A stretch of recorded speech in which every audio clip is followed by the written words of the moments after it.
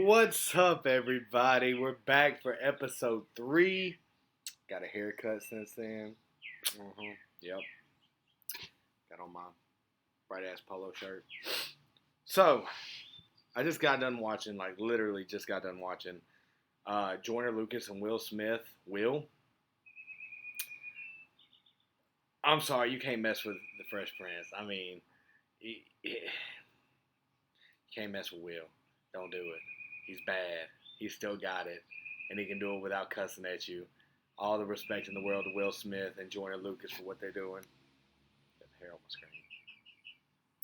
But yeah, man, it was dope. Definitely check it out.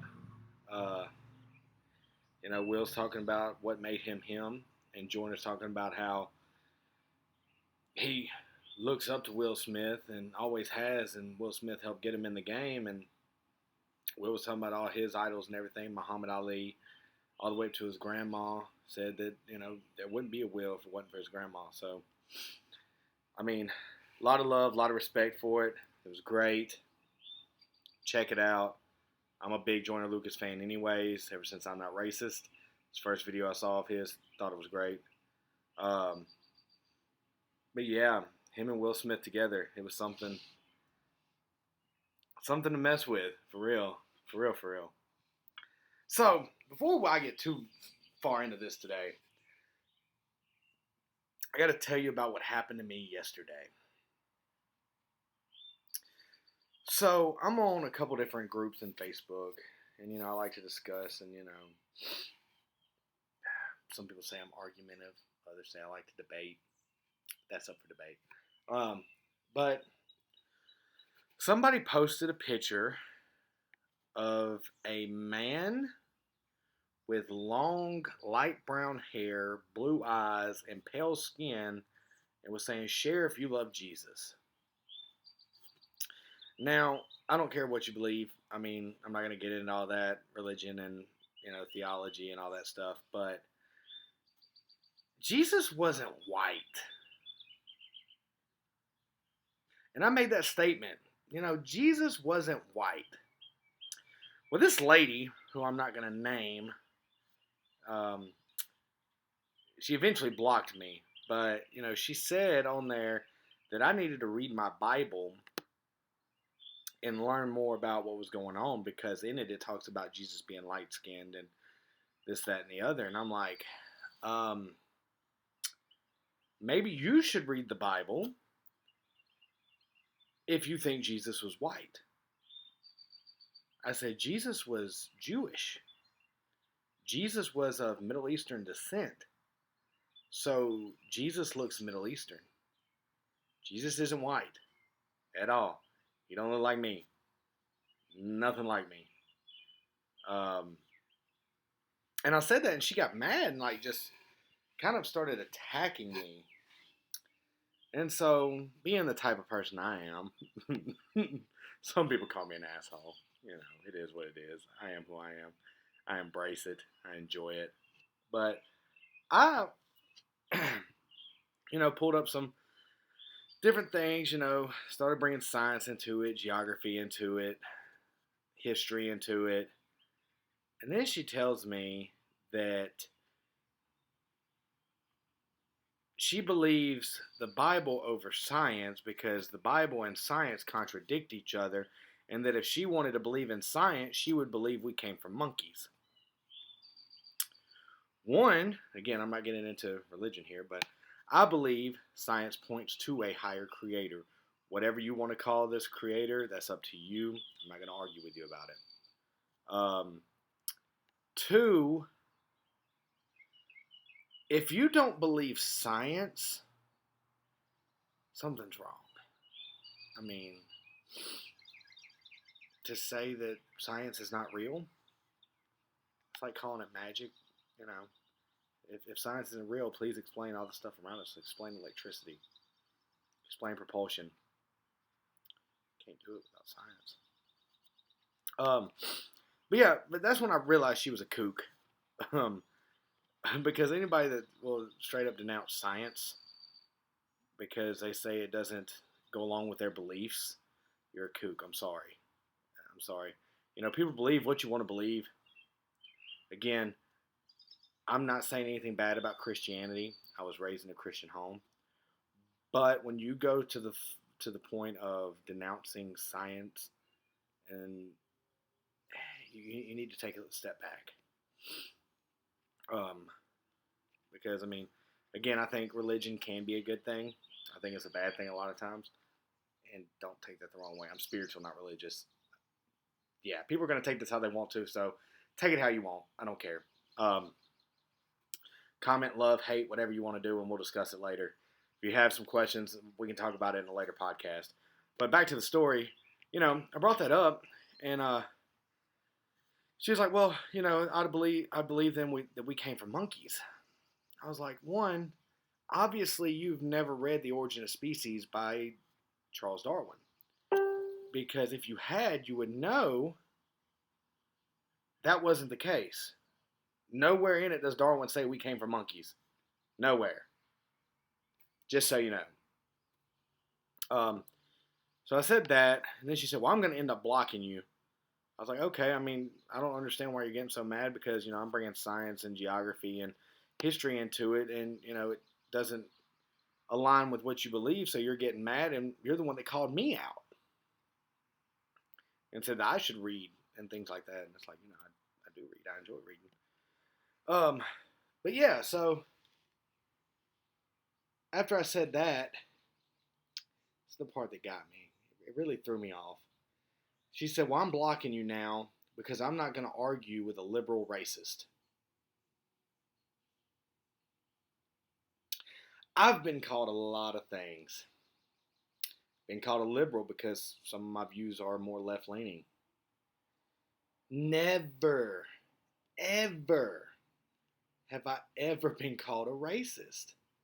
And that, I sat there for about 20 minutes in the gym parking lot just thinking, like, somebody just called me a racist because I said Jesus isn't white?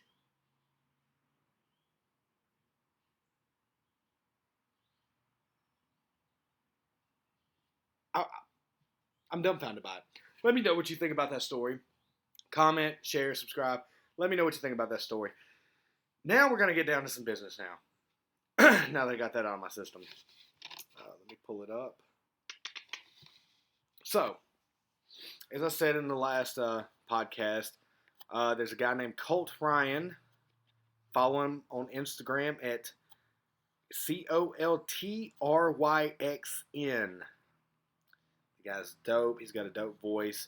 If I'm not mistaken, he's from Jackson, Mississippi, so all the Mississippians need to show him some love. One of the biggest songs I heard by him is him and a guy from Brandon. I don't know his name. I have to look him up later. I've tried emailing him. He won't email me back. But Colt and I have talked a little bit, and he's going to eventually come on the show once I get everything up and running, and once our schedules once we can collaborate on that, because he's busy, I'm busy. The reason why he's so busy right now is because he's dropping his first album June 20th.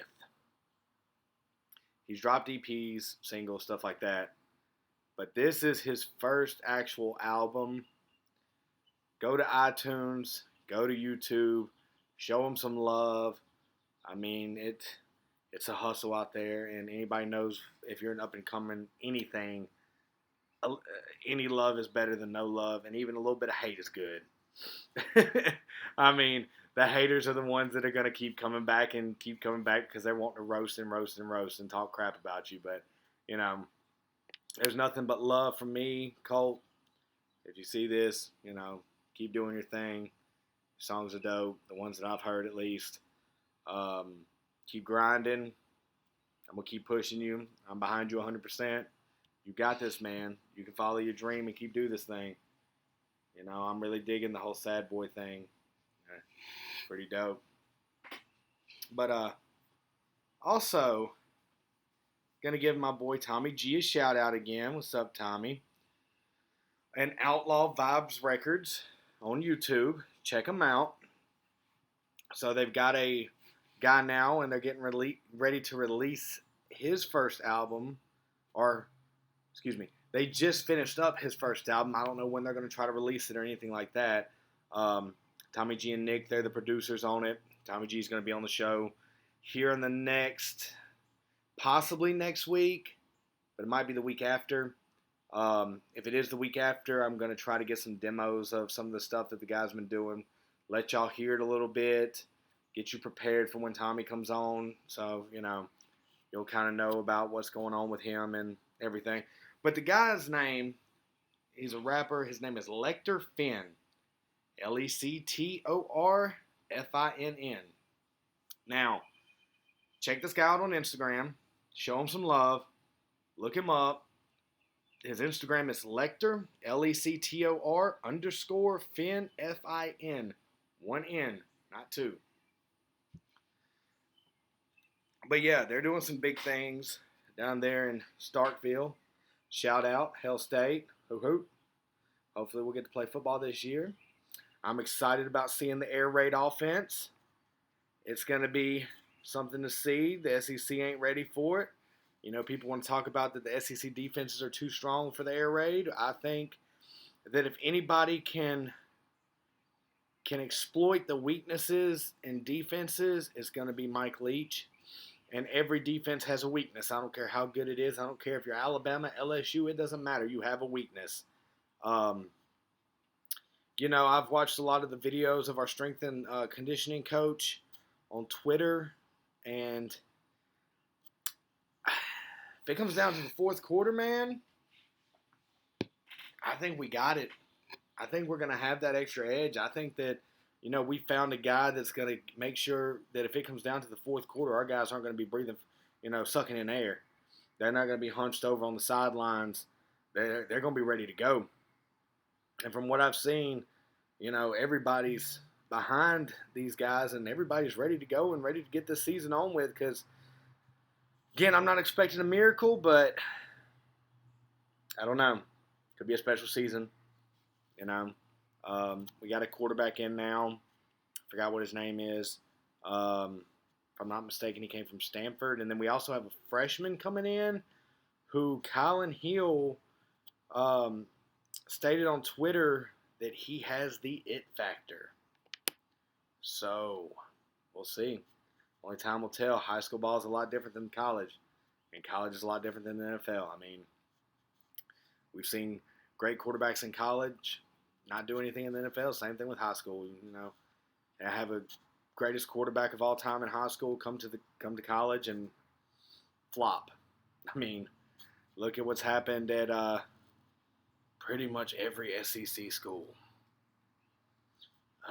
LSU has had bad luck with that, except for this past season. Joe Burrows was a beast. He had a chip on his shoulder. He wanted to show the world that he is just as good as or better than everybody else. But no, before that, I mean, they had a long line of, supposedly really good quarterbacks coming out of high school that were just busts. I mean, they didn't do much. I mean, it may have been their system, but, I mean, I think a good athlete can adapt and learn. I mean, if I'm not mistaken, Dak Prescott was only like a 2-star recruit from Louisiana. Came to Mississippi State. Now he's the franchise quarterback for the Dallas Cowboys. I mean, yeah. Dak Prescott giving you a shout out. I doubt you listen to my podcast, but if you do, much love. Send me some free merch. Go Cowboys. Yeah, I don't really have an NFL team. I follow the Cowboys because of Dak. People say what you want. Not big in the NFL. Or any professional sport for that matter. I like college sports. I believe that once it's starting being played for millions and millions of dollars, you become drama queens, and I feel like they lose a lot of the intensity that there is in college when you're still trying to make it to the league. People say that that's going to ruin college football if they start paying the players some. And, they've already passed it to where they can pay them for their likeness, which I'm excited for because that means, hopefully, we're going to get a video game again. That was I will buy a video game system just to play an NCAA college football game. Yes. I love it that much. But, I don't think that that's going to be the case. I don't think it's going to ruin college football. people say, well, then, it's going to end up being more like the NFL. I don't see that because they're still trying to make it to the NFL. They're not going to be making millions and millions of dollars while playing college ball. Yeah, they might make more than some, but it's not going to be a career. They still got to make it to the next level. That's my take on it. I mean, people can think what they want. They're going to have different opinions on it. It is what it is. But yeah, by the way, in Tennessee, things are opening up. Finally went back to work this week. Still haven't gotten my unemployment. That's a pain. I've been emailing, calling, talking to everybody, and it's a pain in my rear end. But yeah, so back to work this week. They got us coming in at 5 a.m. instead of 6. I don't like that too much. But yeah, since everything started opening back up, May 1st, the gym opened up. Quick Fitness 24/7, giving y'all a shout out on here. My buddy Henson, he's the one that got me started over there. And man, it's a great place if you like to work out. And I'm starting to get my strength back. I got 425 on deadlift yesterday. Whoop whoop. I'm gonna hit 5. I'm gonna go ahead and make a statement. Need y'all to hold me to it. By June 24th this year, my birthday, I'll be 26 years old. I will have a 500-pound deadlift. Bank on it. There will be a video. Probably not on YouTube, but yeah, there will be a video of it. It's gonna happen. There's nothing you can stop. Where's the camera? Oh, yeah, you can't see it. ISYMFS. If you don't know what that means, you're not a real weightlifter. If you know what that means, much respect. But yeah, one of my big things that is he's actually not just for my weightlifting stuff, but for life in general. One of the guys I look up to is CT Fletcher. Man, I love some CT Fletcher. I love his videos. He's a character. He uses a lot of foul language, but, something about it that just gets me ready to go lift some weights, man. And yes, weightlifting is an art form. Met a guy at the gym the other day named Ben. He's a power lifter. He's going to come on the show eventually. Shout out to Ben. But yeah, man. Been working hard. Right now I'm bench pressing 350. Squatting only 365. That's a little depressing, but, I'm getting there slowly. Trying to make sure that, hitting the right depth and everything. I mean, it's hard to do when you're this big. But my deadlift's 425, And for y'all that saw the video of me doing 385, that was a struggle. But, I got 425, and it was probably my best form yet. It's the best form that I've had yet. And it's just going to keep getting better the more I do it. I'm doing some more exercises to strengthen up my back and stuff like that, and my lower back and my hips to where I can explode through at the end. Because that's where I have my issues. It's not picking up with the legs. Picking up with the legs is the easy part for me. It's exploding with the hips and straightening the back out. Because my legs are strong, believe it or not. I got tree trunks, so whatever. But yeah, back to CT, man. So I don't know how many of y'all know his story, but I definitely think y'all should look it up. I'm going to get into it a little bit just because, like I said, he's one of my idols. He's one of the reasons why I do what I do and why I persevere and stay strong through times of hardship, man. So this man is a 6-time world heavyweight powerlifting champion.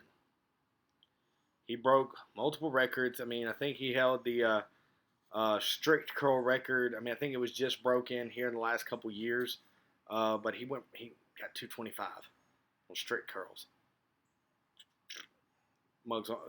Look him up and you'll see. I mean, he's 50-something years old and still huge. Well, I mean, right now, about a year and a half ago, I guess going on 2 years. No, a year and a half. He had a heart replacement. And he's coming back from it. I mean, and I heard him talk the other day, and he's already back to 205 bench press. I mean, for a guy that had a complete heart replacement, that's good, man. I'm fighting with you, CT. You don't have any, like you say, F excuses. There is no excuse. If you got your butt in the gym, then everybody else should too. And you're right. That's why I'm in there, because I can't let you outdo me, old man. Same thing with you, Henson Click. Can't let your old ass outdo me. Coming for you. By the way, Henson's my buddy. This man is strong. We work together. Like I said, he's the one that got me into quick fitness 24/7. And you best believe I'm coming for you. Even though you're deadlifting about 100 pounds more than me, maybe a little more. Our bench press is about the same, even though I arch my back and you don't, so your chest is still stronger than mine. Your squats are still stronger than mine. I'm coming for you. That's all that matters. I'm coming. Best believe. Competition is the best thing in the world, especially for weightlifters. But yeah, so CT was a 6-time world champion, and he ended up having a heart issue where he had to have open heart surgery. And during the surgery, he died 3 times. 3 times. He died 3 times. Healed up from that, came back, started doing bodybuilding. Dude's arms, huge. Was ripped. Jacked and ripped. He does a lot of videos with Kylie Muscle. You don't know who that is? Look him up. But no, CT is the sidewalk cracking. I'm not gonna say that on YouTube, but yeah, he's the sidewalk cracking Superman from Compton. And Kylie Muscle is, the boy's big. He's scary big. Then he also does some videos with the Hulk. The Hulk does warm-ups on bench press with 405.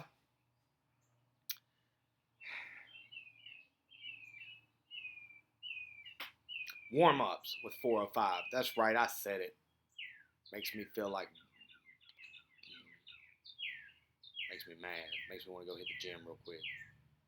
Right now. But no, I love weightlifting. I always have. There's an art form to it. I mean, if you don't do it right, you're going to hurt yourself. Plain and simple. See it all the time.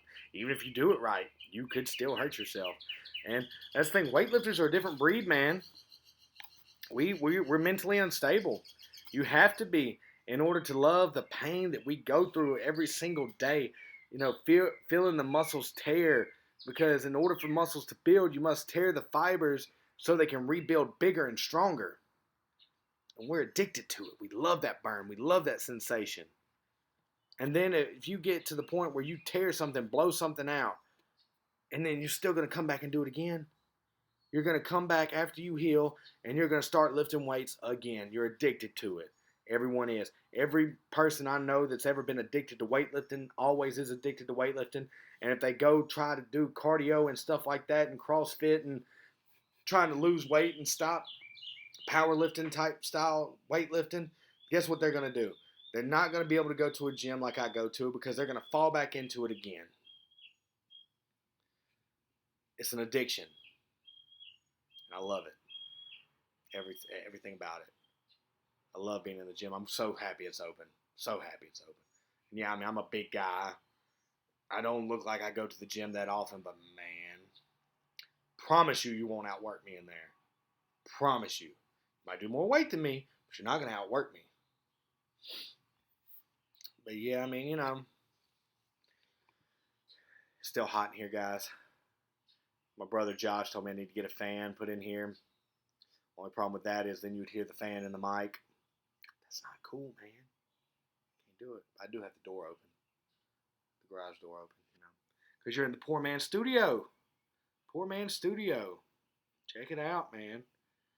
And also, like, I've been watching a lot of CT videos this week and a lot of Joe Rogan Experience. Man, they've had some good guests on there the past little bit. I mean, they're talking about everything from the coronavirus to the Tim Pool one. You want to see how I feel about a lot of things? Watch Joe Rogan's interview with Tim Pool. Makes a lot of sense. It doesn't matter where you fall. If you fall right, left, in between, in the middle, up, down, sideways, pink, red, blue, green, orange, black. It doesn't matter. You're going to agree with this video. For the most part, at least. You know, they make some compelling statements about the Democratic Party and the Republican Party. They talk. I mean, they get very political in it, but they're telling the truth. They're not sugarcoating it. Tim Pool, I got a lot of respect for him now, and started following him. I had to do some research on who he was and everything. And the guy's smart. He used to work for some of these big news companies and everything, and worked for Vice and did all these stories. But he got tired of them telling him that he had to basically run fake stories or stuff like that in order to get clickbait. And they talk about that, how CNN and Fox are both doing that. They'll make up false stories that they know are fake, release them, get 1 million views, get paid for it, then the next day retract it and say sorry, but they're not going to pay the money back. And it's already out there, and millions of people have seen it. And how many people saw the apology? Probably way less than that. So yeah, don't trust the mainstream media. And I'm talking about Fox or CNN or MSNBC. Man, you got to find somebody like Tim Pool who's going to tell you how it is. And not just him, because like he said, everybody is biased. He has his bias. Everybody's biased. Find a plethora of news sources that you can trust, and you got to find that gray area where the truth is. But yeah, I think that's what we're doing. And also got an update. I'm excited. July 3rd, working on my sleeve, getting some tats done. Yeah, buddy. I'm excited. CJ, the tattooed lady, I hope you're ready to work on this arm, because I'm ready for you to work on this arm and get some of this bare skin colorful and beautiful. Because Lord knows I've been waiting a long time to start this process.